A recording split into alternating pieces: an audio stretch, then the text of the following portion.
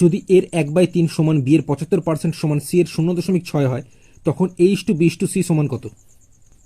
তো কোশ্চেনে এই যে প্রথমে বলেছে এর 1/3, এ লিখেছি, এর মানে গুণ 1/3 যেরকম আছে লিখলাম, সমান চিহ্ন যেরকম আছে দিলাম, বি এর 75%, তো বি লিখেছি, এর মানে গুণ 75% মানে 75/100, তারপরে সমান চিহ্ন দিয়েছি, সি এর 0.6, তো সি লিখেছি, এর মানে গুণ 0.6 মানে এই 6কে লিখেছি, দশমিকের পর একটা ডিজিট আছে মানে একের পর একটা শূন্য, মানে 6/10 হচ্ছে, ঠিক আছে।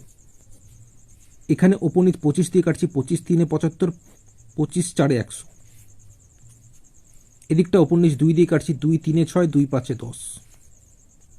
কোশ্চেন আমাদের A:B:C সমান কত বের করতে দিয়েছে, তো এক্ষেত্রে এই পুরোটা সমান কে ধরে অঙ্ক করাটাই নিয়ম।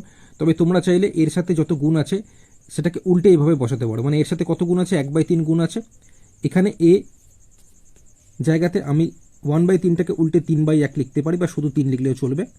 ইস্টু এখানে বি এর সাথে কত গুণ আছে, 3/4 আছে, এটাকে উল্টে আমরা 4/3 লিখতে পারি। ইস্টু এখানে সি এর সাথে কত গুণ আছে, 3/5 গুণ আছে, এটাকে উল্টে আমরা 5/3 লিখতে পারি, ঠিক আছে। এইভাবে করলে অঙ্কটা হবে।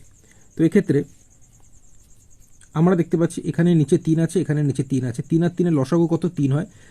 তো সেক্ষেত্রে এই 3 কাটানোর জন্য আমি প্রত্যেকের সাথে 3 গুণ করব। প্রথমে এই যে এর অনুপাতে 3 এর সাথে এখানে 3 গুণ করব, এখানেও 4/3 এর সাথে 3 গুণ করব, এখানেও 5/3 এর সাথে 3 গুণ করব। প্রত্যেক ক্ষেত্রেই এই যে হরে লসাগু 3 আর 3 এর লসাগু যে 3 হচ্ছে, 3 প্রত্যেক ক্ষেত্রে গুণ করব। তাহলে সুবিধাটা কি হবে, দেখো এখানে 3 3 গুণ করলে 9 হচ্ছে। ইস্টু এখানে দেখো উপনিশ 3 3 কেটে গেল, এখানেও দেখো উপনিশ 3 3 কেটে গেল। তো এখানে বিতে শুধু কত পড়ে আছে, 4 পড়ে আছে।